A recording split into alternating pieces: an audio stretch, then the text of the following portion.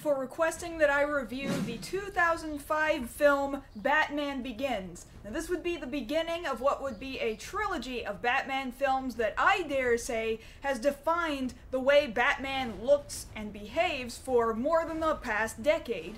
As a reminder, since I also previously reviewed Batman Mask of the Phantasm, I want to make mention again that I've read some Batman comics, but not a whole lot. I wouldn't necessarily be able to point out every single inaccuracy between the comics and what's presented in Hollywood movie and animated media. But as I've also mentioned before in the past, reading Batman Year One, or even watching its 2011 animated movie adaptation, might be a good way to get some grounding in the basis for Batman Begins. Both Mask of the Phantasm and Batman Begins explore some of Batman's origins in different ways, but at the core, the ideals are about the same. If you've already seen my Batman Mask of the Phantasm review, then you know that I find it to be my favorite Batman film, animated or not.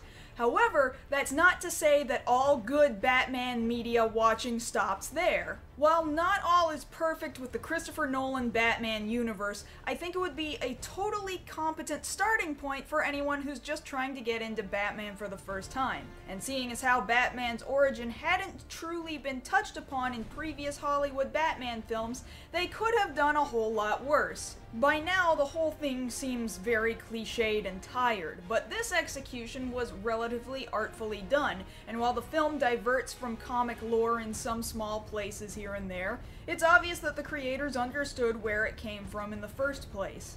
Christian Bale proves to be a very competent and believable Bruce Wayne, with a well-explained explanation of how he gets all the way to becoming Batman. Through flashback sequences, we see who Bruce is, all the stereotypes of him finding a Batcave under Wayne Manor as a child, his parents getting shot outside of a theater, etc. But it's the finer details in between that show just how much this scars Bruce for life. It shows how good and honorable Bruce's parents really were, and just how senseless it was for them to die. It further makes sense then that when his parents' killer, Joe Chill, is released from prison, that Bruce would directly feel the injustice of it all, that he would begin to snap, to want to see his parents' killer dead rather than getting off the hook. And watching him learn the difference between vengeance and justice is equally as rewarding. Seeing Bruce actively reject the idea of a gun after seeing how truly terrible the idea of shooting a shooter would have been finally gives clarity to the usually common idea that Batman wouldn't use a gun. It's typically enough to know that Bruce's parents got shot, and thus, of course, Batman would be anti-gun, but actually watching it hit him and having him absorb it into himself is what I personally find to be one of the most important aspects of really seeing who Batman truly is. Before becoming Batman, we're introduced to Bruce spending a lot of time soul-searching in the world, getting into tough scraps and holding his own. But this is when he's picked up by the League of Shadows and is trained in delivering misguided justice by their leader, Ra's al Ghul, played by Liam Neeson, although he doesn't realize it's Ra's himself for many years. Side note, the pronunciation of his name has been a sticking point for a lot of fans for years now. There are people who are probably better equipped to talk about this than I am, but just realize that there are some people who would prefer the pronunciation of Raish over Raz. In any case, if before the year 2005 you ever joked about Batman being a ninja like I did, you were cinematically proven right, as Bruce is trained in almost every martial art imaginable, largely including ninjutsu. But when Bruce finally realizes that the League of Shadows dispenses all justice through black and white lenses and that they plan to exact their justice ideals onto Gotham, he breaks his ties and leaves to return to Gotham. I will go back to Gotham and I will fight men like this, but I will not become an executioner. Bruce, please. For your own sake, there is no turning back. It's kind of funny though, Bruce has been proclaimed dead, and classic butler Alfred, played by Michael Caine, doesn't seem either all that shocked that he's still alive, or especially overjoyed at seeing Bruce again after the better part of a decade has passed.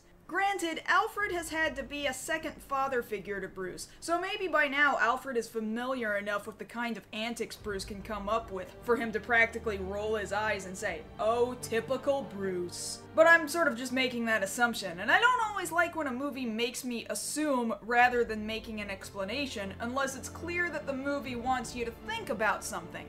I really don't think that was the point here. From this point forward, with Bruce rekindling an old friendship with childhood friend Rachel, played in only this movie by Katie Holmes, and by getting work in his father's company, Wayne Enterprises, working in the archives department under Lucius Fox, played by Morgan Freeman, we see how billionaire Bruce Wayne slowly begins to develop and implement his Batman persona in order to not only put away criminals in Gotham's underworld, but to strike fear into them with hopes that his visage will keep crime from coming back.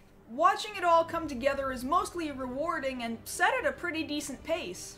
I mean, things that make sense include having Alfred create dummy corporations in order to make purchases to create the Batman equipment without having Wayne Enterprises be suspect in all of this. But Batman ending up with that tank-like vehicle known only as the Tumbler and never directly as the Batmobile is the one weakness I found in the plan. If Wayne Enterprises is the only company developing these vehicles, isn't it gonna look suspicious when the one vigilante in town is the only person in the world driving one of these things down the street? But anyway, I can mostly suspend my disbelief for the remainder of the film. What's good about this origin story is that unlike other superhero origin story films like Iron Man, or even the recent Saban's Power Rangers, like I said before, the payoff is mostly good. Batman, as you think you should see and know him, shows up somewhere around the middle of the movie and does plenty of Batmaning over the course of the remainder of the film. It's not a situation where you wait for the end to see one glory shot fight and then hope to see more in a sequel. You see plenty of him here and then also get excited knowing you're gonna see more of him in another movie.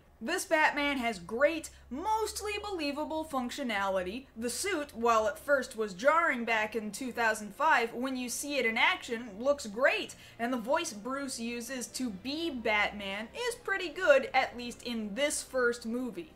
What the hell are you? I'm Batman. Gruff and disguising, but not nearly pushed to the painful gravel that comes up in the sequel film.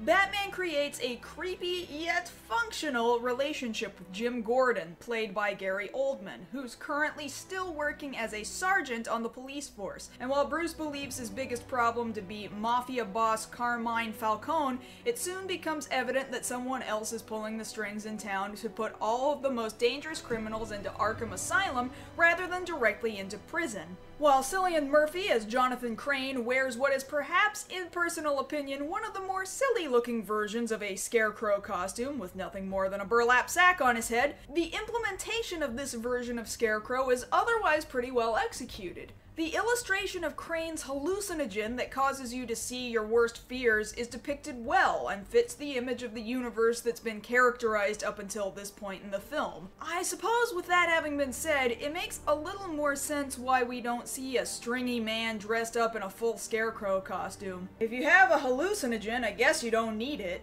The imagery is mostly dim in colors and is overtoned with sweeping, orchestrated pieces. It's a cinematic decision that DC has shoved in our faces quite a lot in the past decade and has become something we frequently roll our eyes at anymore. But in this film, and of course the other two in the trilogy, it did exactly what it needed to do to tell this particular Batman story. Especially for this film, I wouldn't have changed the tone hardly an inch. And for that reason, it's easy to see why everybody wants to imitate Nolan's Batman films. It executed itself brilliantly, and mostly did its source material justice. The tone works, the action is good, and the acting is some of the best in Batman's cinematic history. But it's something that just can't be replicated, and maybe it shouldn't be. Imitation is the sincerest form of flattery, but it's also a little sad to look at everything else try and fail. Why not just go back to the original and the best? It's argued that the Dark Knight trilogy peaks with its second entry, simply known as The Dark Knight. And maybe that is in fact true, but I'm afraid that's a discussion for another video. But I'll only say that there would have been no getting into that second film if not for a great setup in Batman Begins. With that having been said, I think that while this isn't my favorite Batman film, it is a great Batman film, and a fantastic one to start with if somehow you're not especially familiar with who exactly Batman is and what makes Bruce Wayne an especially intriguing character. Many great college dissertations have been written on the mental strains on the character of Bruce Wayne, and I think that this movie is a perfect illustration of exactly what kind of pressures a person might go through under these circumstances of losing their parents, seeing horrific crime with your own two eyes, and then actually having the means to do something about it yourself. Do you go on with life like that's just the way things go? Do you allow yourself happiness? Or do you become the embodiment of vengeance? Or justice? Thank you everyone for watching, and I'm looking forward to seeing you again in the next Request Review.